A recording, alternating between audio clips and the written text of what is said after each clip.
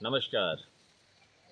इस वीडियो के पीछे बनाने की मंशा है कि जो पिछले 2 से 3 दिन में इथेनॉल गन्ना को लेके एक न्यूज चल रहा है। पहले तो इसको बज के जैसा लोगों ने समझा, बाद में खाद्य सचिव के द्वारा एक चिट्ठी निकाली गई है जिसमें गन्ना के रस से सीधा इथेनॉल न बनाने की हिदायत चीनी कंपनियों को दी गई है।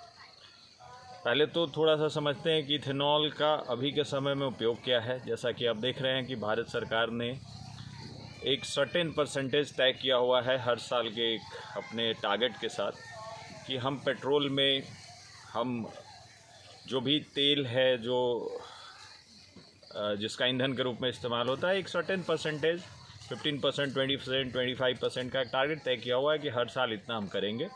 और सारे तेल कंपनियां मिला के एक टेंडर निकालती है जिसमें से इथेनॉल बनाने वाली कंपनियां पार्टिसिपेट करती है। इथेनॉल का उत्पादन मक्के से भी होता है, इथेनॉल का उत्पादन चावल या चावल के ब्रोकन पार्ट से भी होता है और गन्ने से भी होता है। गन्ने से इथेनॉल एक तो मोलाइसिस के थ्रू बनता है, बी मोलाइसिस, सी मोलाइसिस, जिसमें किसी में 48% रिकवरी है, किसी में 56% रिकवरी है। और इधर हाल फिलहाल में जैसे ही इथेनॉल पॉलिसी को एग्रेसिवली गवर्नमेंट ऑफ इंडिया ने ड्राइव किया था, चीनी कंपनियों ने सीधा गन्ना के जूस से ही इथेनॉल बनाना शुरू किया था। अभी अभी ऐसा लगता है सरकार को कि 20 लाख टन के आसपास चीनी का जो उत्पादन है वो घटेगा, और जब ये उत्पादन घटेगा तो नेचुरली जो इन्फ्लेशन रेट है उसमें वृद्धि देखी जाएगी। खास करके जो खाद्य पदार्थों का इन्फ्लेशन है उसमें बढ़ाव होगा, और हो सकता है कि आम जनमानस के लिए ये खबर अच्छी न जाए। इसलिए उन्होंने इस डिसीजन को लिया है कि चीनी बनाने वाली जो कंपनियां हैं वो सीधा ईख के रस से इथेनॉल न बनाए। हाँ, वो मोलासिस से जो इथेनॉल बना रहे हैं वो बनाए। तो अब चीनी कंपनियों के जो मैनेजमेंट है उनका क्या कहना है? उनका ये कहना है कि जब हम इथेनॉल बनाते हैं तो इथेनॉल का पेमेंट 21वें दिन सरकार से मिल जाता है, और जैसे ही हमारा पेमेंट सरकार से मिल जाता है तो हम फिर फार्मर्स को भी फास्टली पेमेंट कर देते हैं। आप देख सकते हैं कि पिछले कई सालों में ये खबरें आती थी कि गन्ना के किसानों का पेमेंट बहुत साल से ड्यू है, किसान धरना कर रहे हैं। कई बार राज्य सरकारें और चीनी मिलों के बीच में ये संबंध बनता था, लेकिन इधर कुछ सालों से ये खबर गौन थी क्योंकि इथेनॉल का पेमेंट बहुत फास्ट मिलता था और उसी हिसाब से कंपनियां किसानों को करीब करीब 20वें-21वें दिन पेमेंट कर दे रही थी।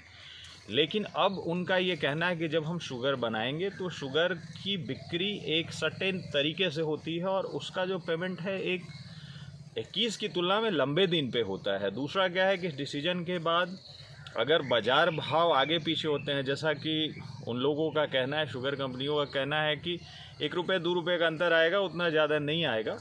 लेकिन उनका ये भी कहना है कि अगर आज सरकार उस शुगर के प्राइस को कंट्रोल करने भी जाए तो वर्ल्ड मार्केट से जब इंपोर्ट करेंगे तो 65 रुपये पर केजी का उनको कॉस्ट तो आएगा ही आएगा, और वो कॉस्ट हम भी कहीं ना कहीं वो इनकर कर रहे हैं। यानी कि उनका कहना है कि अगर हम सिर्फ शुगर बनाएंगे तो हो सकता है कि हमारा वो कॉस्ट ना आए जिस कॉस्ट पे अभी बाज़ार है।